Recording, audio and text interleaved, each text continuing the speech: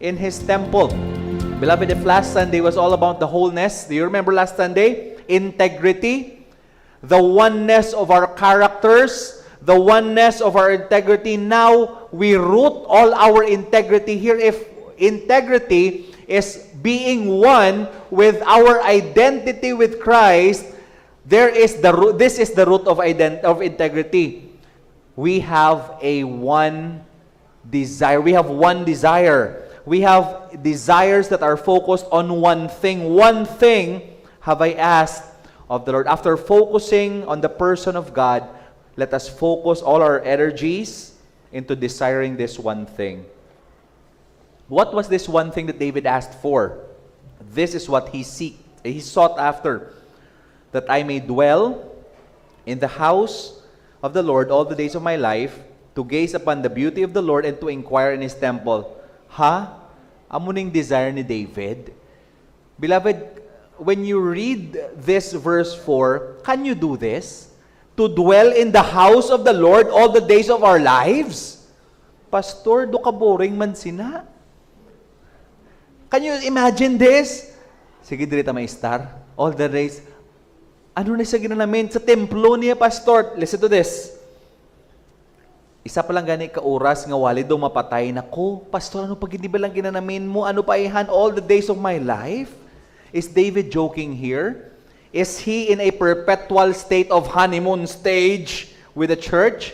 Beloved, this is the answer to our fear issues. And this is also the answer to our endurance issues. David has big problems. But David, listen to this, has a bigger delight. He desires to dwell in the house of the Lord all the days of his life. Why? Why does David want to dwell in the house of the Lord? Have you ever prayed to God like this? Lord, gusto ko giblang adlaw-adlaw ara ko sa church. Gusto ko giblang ara ko adlaw-adlaw sa imo house. No, amo na siyang ginanamin sini. Listen to this. There is a fluid motion in David's posture here. There is a root to the grand desire. Look at the next line. Natawan nyo din sa next line sa inyong verse. Sa verse 4. One thing have I asked the Lord, and this I will seek, that I may dwell in the house of the Lord all the days of my life.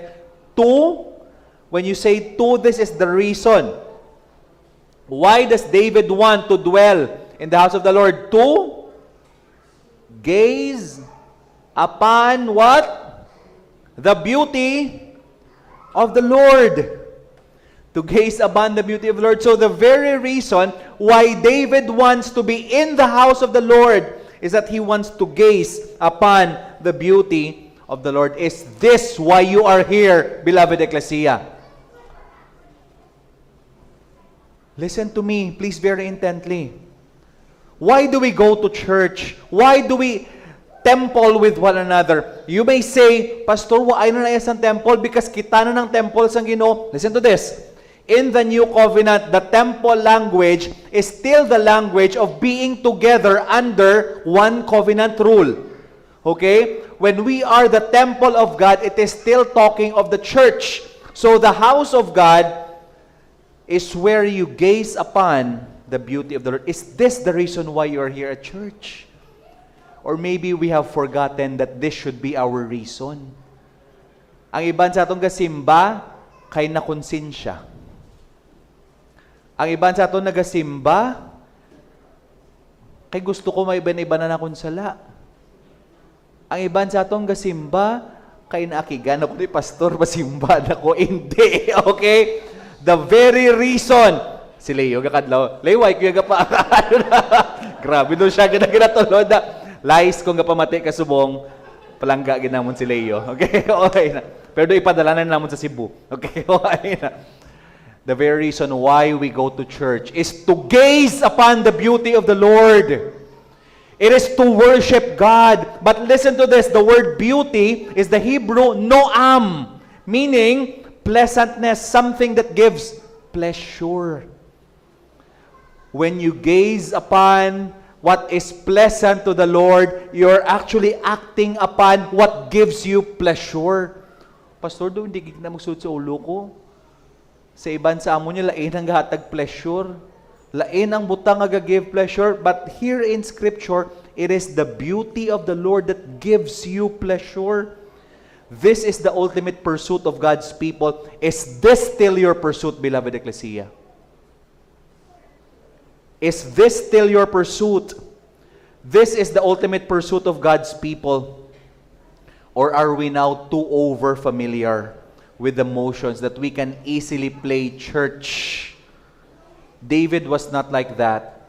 The very reason why David can endure the attacks of the enemy, why he can withstand the attacks of the enemy, was that his pursuit was bigger than himself and his problems.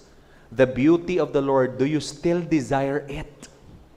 Do you still desire to gaze upon the beauty of the Lord? Or are you just simply going through the motions? Kaya hindi ko kasaho kung wala ko kasimba. That is true, but that is not enough.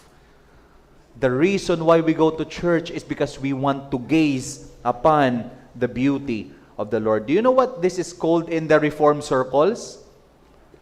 This is actually the chief end of man. The chief end of man is to what? Glorify God and enjoy Him forever. Kanami isang ginhambal ni Piper, but Piper actually took it from Edwards and some of the older reforms. How can you glorify God? You glorify God by enjoying Him forever. Is God still the joy of your heart, beloved Ecclesia? Do you still go here so that you can actually be enjoying the very reason why we as children before would go to McDonald's? Doon naman yun may ara sila sa unang tawag nila the play place. And the play place, may nakabutang na sa una, this is the happiest place in the city. Okay. Similarly sa Disneyland, how excited are we sa una sang mga bata kita if we can go? The first time that Lacson, Bakdo Lacson was there, can you still remember kung sino din mga tigulang nagkikatama? The very first time that Macdo Lacson was there, ang mga bata, excited kami maglagan sa Lacson because we want to slide lang na ng ara, kag mga bula-bula. Pero mapatay kami na sa ano na kalipay. We are so excited. And we are excited because kung baka slide, why kami labot sa French fries? Siguro may labot kami sa mga Grimace, McDonald's, ang mga big bala nila ng mga nasa to. But the excitement, I don't know if you can still remember that. I can still feel the excitement whenever I listen to people, especially when they say, let's go to a happy place. All the more should we when we are in the house of God. Because we want to actually have this one thing have I asked, meaning we are all bombarded with so many things. When you look at verse 1, verse 2, verse 3, the enemies of David, they are all in plural. Plural enemies, plural adversaries, plural foes in verse 3. Verse 2 and verse 3, all of them are in plural. But when you go to verse 4, singular, one thing have I asked. It's just like the ring, one ring to rule them all. This is our desire. That even if we are surrounded by enemies, my desire is one thing. David himself made it clear, I want to be in the house of the Lord forever because there I can gaze upon the beauty of God. This is interesting. I actually love how Sinclair Ferguson defines beauty. Listen to this. This is interesting. Sinclair Ferguson defines beauty in connection with what he have learned in Hebrew as order. Beauty is order. Pastor, ano nang ginanamin sina? Listen to this. What Sinclair Ferguson said, because the beauty here in David's context is the beauty, the face of the Lord. And when we are talking of the face of the Lord, Sinclair said is actually refers to, listen to this, symmetrical. Say this with me, symmetrical. The beauty ko now means symmetrical. Look at a person. Kung abalang imo 1 by 1 or 2 by 2 picture na da. Okay? Image of the person. How will you know that that person ko no is beautiful?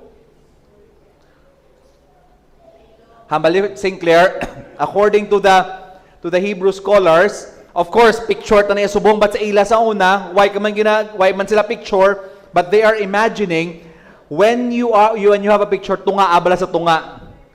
Tunga sa tunga. If, listen to this, sambal niya, if the right end matches the left end, nga straight kaya ko no ang picture niya kung sa tunga, kung imo nga i-fold ang picture, ang iya punta nga dalunggan kag punta nga dalunggan na gamit, ang iya punta diri nga chain kag ang chain nga punta symmetrical. That person is beautiful. Tulok ang tupad mo, mamakado hindi gid. Hindi gid no. Gayo ay na. Naigo gid sa mic. Beauty, listen to this, is symmetry. Beauty is order. When you look at the face of God, you are seeing order. You are seeing symmetry. That means, listen to this, to gaze upon the beauty of God, David sees the symmetry in God's character. Everything is in its proper place. Everything is in order. Everything is beautiful in and with God. This is beauty. When you say something is beautiful, you know that everything is in order. You know that everything is symmetrical. You know that God, in His sovereign goodness, orders everything. And what is the result? Whom shall I fear? If you know that God orders everything, if you know that when you look at the face of God, you smile because you know, Lord, kinaatake lang ko na nila, but I know you are beautiful. I know you put things in order. Therefore, we fear not. Simply put, this is the reason why you and I can be brave.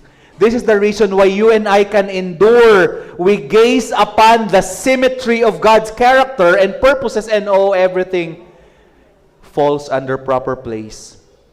That is what calms David's chaos. Notice niyo, the issue here of David is that many people are attacking him, but David is calm.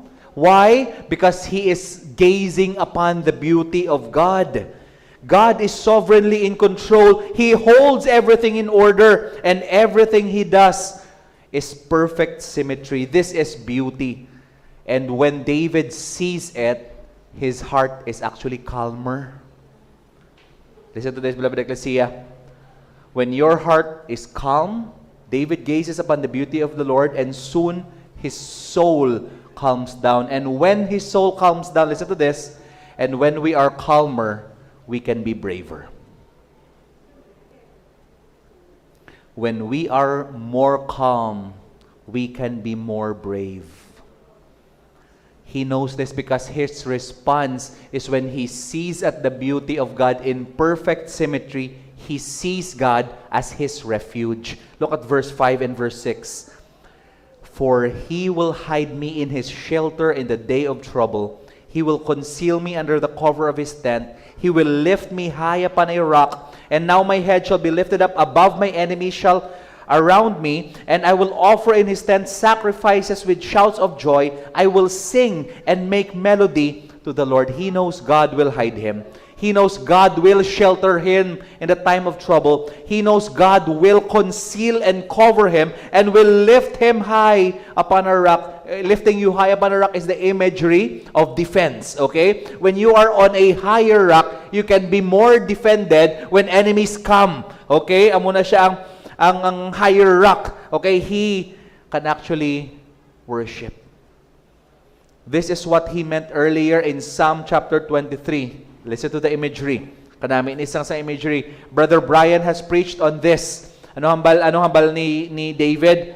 You have prepared a table before me in the presence of my enemies. The imagery is very beautiful. God is preparing a banquet feast. Where did God prepare the banquet feast? Did you see the imagery? God, you are eating, you have a banquet feast, and what surrounds you? Enemies!